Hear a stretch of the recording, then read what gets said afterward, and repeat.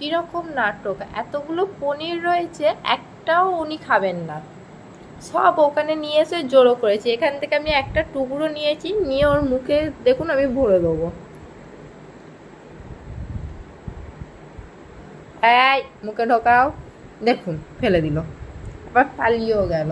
এখানে আয়, এখানটা এসো, এসো এখানে, এসো এখানটা, বসো বসো,